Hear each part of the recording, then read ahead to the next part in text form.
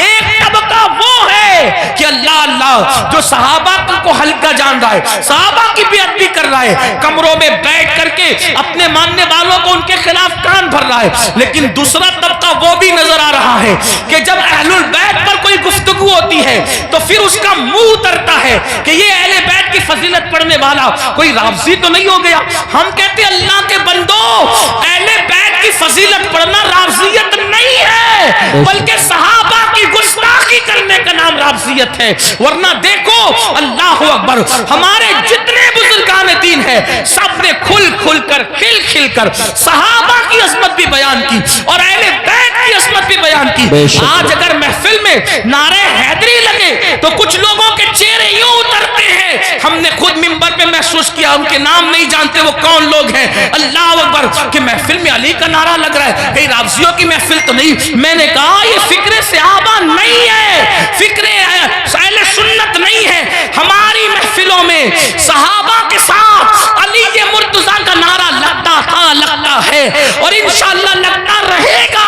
बल्कि सहाबा ने तो मेयार करार दिया है ईमान का अली ये मुर्तजा को। फरमाया जब लोगों में बिदअतें फैलने लगी, फितने उठने लगे, तो महफिलों में लोग आते तो हम सोचते कौन अपना और पराया है। तो जब लोगों को छांटना चाहते, लोगों को तकसीम करना चाहते, अपने और पराये का फर्क क्या है, तो हम जिक्र अली करने लगते।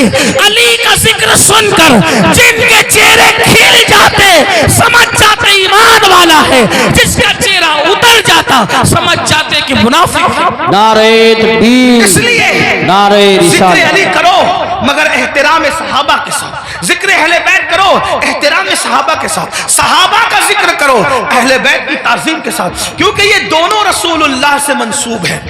बल्कि यूं कह ले हुजूर के इर्द गिर्द सितारे गर्दिश कर रहे, जो गर्दिश घर के अंदर कर रहे उनको अहले बैत कहते हैं और जो घर के बाहर कर रहे उनको सहाबा कहते हैं। हुजूर की निस्बत का ख्याल करो। आइए अपनी बात को इख्तिताम तक पहुंचाते हुए ये बात अर्ज करूं, मुसलमानों हमने बातें बहुत की, बहुत बातें की, बहुत बातें की। हम सब जगह हैं, अमल के मैदान में नहीं, अमल से कोरे, जिंदगी गुनाहों में डूबी हुई है। याद रखना अल्लाह की बारगाह में हमें और आपको पहुंचना है, अल्लाह को मुंह दिखाना है, अल्लाह की बारगाह में खड़े होना है। आइए आज से पहले कुछ किया, जो किया सच्ची तौबा करें, अल्लाह की तरफ पलटे, अल्लाह की तरफ वापस आए।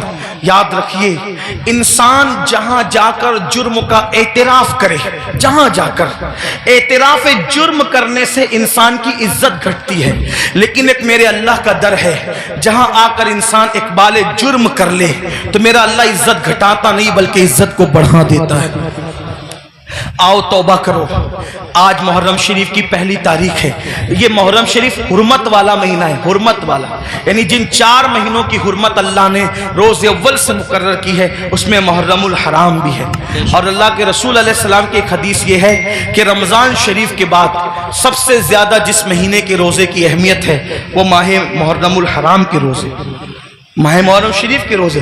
इन दिनों को खुराफात बिदात में गुजारने की बजाय इबादात में गुजारो। हो सके तो ये तय कर लो कि रोजाना मैंने नबी और आले नबी पर 1000 बार दुरूद शरीफ पढ़ना है। आप कहेंगे लोग कहते अरे बहुत टाइम लगेगा, कोई टाइम नहीं लगेगा। सल्लल्लाहु अलैहि व आलिहि वसल्लम, ये बहुत मुख्तसर दुरूद शरीफ, बहुत मुख्तसर दुरूद शरीफ है। अगर इस दुरूद शरीफ को आपने पढ़ा 1000 बार, सिर्फ 20 मिनट का टाइम लगेगा, 20 मिनट दुरूद शरीफ पढ़ो। उसके बाद जैसा कि आपने पहले भी सुना, सदका दो, खैरात दो। और एक बात आपको कहूं, इसको भी ध्यान से, कि जो हम खुराफात पर और बिदात पर पैसा खर्चा करते हैं, उस पैसे को उठा के आप वो सादात किराम जो मालदार नहीं है उन पे खर्चा करो, वो उलमाए किराम जो मालदार नहीं उन पे खर्चा करो। इससे क्या होगा? खुराफात और बिदात के बारे में तवज्जो करना। 2 ग्रुप है, एक ग्रुप कहता है जायज, एक ग्रुप कहता है नाजायज। जो ग्रुप जायज कहता है वो भी सिर्फ जायज ही कहता है, ना फर्ज कहता है, ना वाजिब कहता है, ना सुन्नत कहता है, नहीं कहता ना, जो जायज साबित भी कर ले खुराफात को तो सिर्फ जायज ही कह सकेगा, फर्ज नहीं कह सकेगा, वाजिब नहीं कह सकेगा। लेकिन भाइयों, अपने मुसलमान भाई की मदद करना तो अल्लाह ने हम पे फर्ज किया है। बल्कि यहां तक फरमाया कि जब तक तुम अपने मुसलमान भाई की मदद करते रहोगे अल्लाह तुम्हारी मदद करेगा। और आपको बताऊं, खास तौर पे सादात की खिदमत, वो जो मालदार नहीं है, मुस्तहिक हैं, ये नहीं कहता गरीब है, मेरे अंदर इतनी हिम्मत नहीं कि मैं किसी सैयद को गरीब कहूं, लेकिन सादात जो मालदार नहीं है, मालदार अगर आप उनकी खिदमत करें तो होगा क्या। दो तीन बातें सुन ले, बात खत्म करते। हजरत सैयदना अब्दुल्ला इब्ने मुबारक रदी अल्लाह ताला हज को जा रहे थे, हज का इरादा था, और हज के इरादे में आपने ये तय किया कि मैंने हज को जाना है, पूरी तैयारी हो गई, इरादा बन गया हज को जाना। अब्दुल्ला इब्ने मुबारक को पता चला कि मेरे पड़ोस में एक सैयद साहब रहते हैं और वो इस वक्त थोड़ा परेशान हाल है, हालात के सताए हुए और हालात के मारे हुए। तो उन्होंने सोचा कि पड़ोसी है, सैयद है, मैं उनके नाना के यहाँ जाऊं, मैं हज के लिए जाऊं और इनको भूखा प्यासा तड़पता बिलकता छोड़ के जाऊं। तो उन्होंने क्या किया, इस साल हज नहीं करेंगे, इंशाअल्लाह आइंदा फिर कभी देखेंगे, हज की पूरी रकम उठाकर उस सैयद साहब को दे दिया। और उसके बाद आंसू पोंछते हुए, अब सब्र करते हुए रह गए। जब हज से काफिला वापस आया तो लोग मुलाकात करते थे, तो अब्दुल्ला इब्ने मुबारक लोगों को कहते थे मुबारक हो हज, तो लोग भी कहते थे अब्दुल्ला आपको भी मुबारक हो, आपको भी मुबारक हो। हज़रत अब्दुल्ला इब्ने मुबारक सोचते, या अल्लाह मैं गया नहीं, लेकिन जो आता है मुझे हज की मुबारकबाद देता है। इसी फिक्र में थे, आंख लगी तो ख्वाब में गैब से निदा आई, कोई कहने वाला कहता है अब्दुल्ला इब्ने मुबारक तूने मेरे नबी के शहजादे की मदद के लिए हज को मुलतवी कर दिया, तो तेरी ये अदा इतनी पसंद आई कि हमने तेरा हम शक्ल एक फरिश्ता पैदा किया है जो क़यामत तक तेरी तरफ से हज करता रहेगा और उसका सवाब तुझे मिलता रहेगा। सुभान अल्लाह।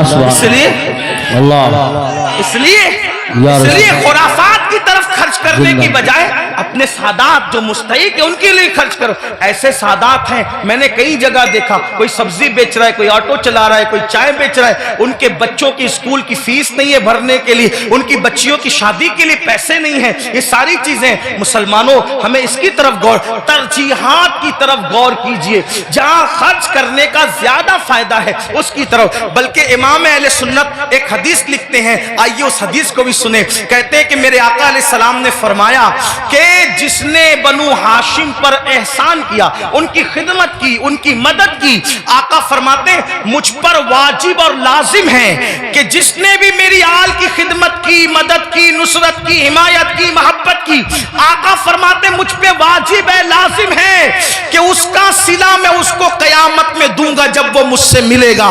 ये हदीस लिखने के बाद मेरे इमाम कहते हैं जिसका मफहूम ये, सुन्नियों दौड़ो और सादात की खिदमत कर लो, इसलिए कि नबी किस किस को मिलेंगे, किस किस को ना मिलेंगे अलग उन्वान है, लेकिन जिन्होंने आले नबी की खिदमत की होगी उससे मिलने का वादा मुस्तफा जाने रहमत फरमा रहे हैं। गोया के और लोग हुजूर को ढूंढेंगे और हुजूर अपनी आल की खिदमत करने वाले को सिला अता फरमा रहे होंगे, लिका का शरफ अता फरमा रहे होंगे। इसलिए मेरी गुजारिश है, हमने अपने पैसों को, रुपयों को बहुत जाय किया खुराफात पर, बिदात पर।